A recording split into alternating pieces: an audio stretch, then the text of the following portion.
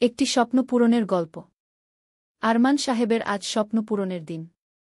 তার একমাত্র ছেলে সুদূর আমেরিকায় কম্পিউটার সায়েন্স পড়তে যাচ্ছে, যেই স্বপ্নের বীজ তিনি বুনেছিলেন তার সন্তানের জন্মের 1 মাস পরে। যেদিন তার সন্তানের আকাশ জন্ম হয় সেই দিন আত্মীয় স্বজন, বন্ধুবান্ধব, অফিসের কলিগ সবাই তাকে অভিনন্দন জানাচ্ছিলেন। একদিকে আনন্দ, অন্যদিকে অজানা আশঙ্কা। তার মনে দানা বেঁধে উঠছিল কিভাবে এই সন্তানকে মানুষ করবে, এত টাকা কোথায় পাবে। আরমান সাহেব একটা বেসরকারি ব্যাংকে ছোট পোস্টে চাকরি করেন। ছোটকাল থেকে তার স্বপ্ন ছিল আমেরিকায় গিয়ে পড়ালেখা করবে, কিন্তু অর্থের অভাবে তা সম্ভব হয়নি। কিন্তু এবার তার সন্তানকে দিয়ে সেই স্বপ্ন পূরণের অঙ্গীকার করল, যেভাবেই হোক সেই স্বপ্ন পূরণ করতে হবে। তার এই স্বপ্ন পূরণের সহায়তায় এগিয়ে আসলেন তার এক দূরসম্পর্কের মামা। একদিন ব্যাংকে টাকা জমা দিতে গিয়ে মামার সাথে দেখা, মামাকে তার সন্তান আগমনের সুসংবাদটা দিলেন।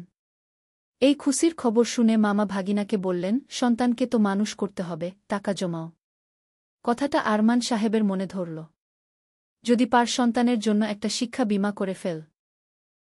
এই কথা শুনে আরমান সাহেব বললেন, বাংলাদেশের বীমা কোম্পানিগুলা ভালো না। মামা বললেন, মেটলাইফ একমাত্র আমেরিকান প্রতিষ্ঠান যার কোনো দুর্নাম নেই। মামা ছিলেন মেটলাইফের বীমা প্রতিনিধি। একদিন লাঞ্চের সময় আরমান সাহেবের ব্যাংকে এসে মামা শিক্ষা বীমা সম্পর্কে সব কিছু বুঝিয়ে দিলেন।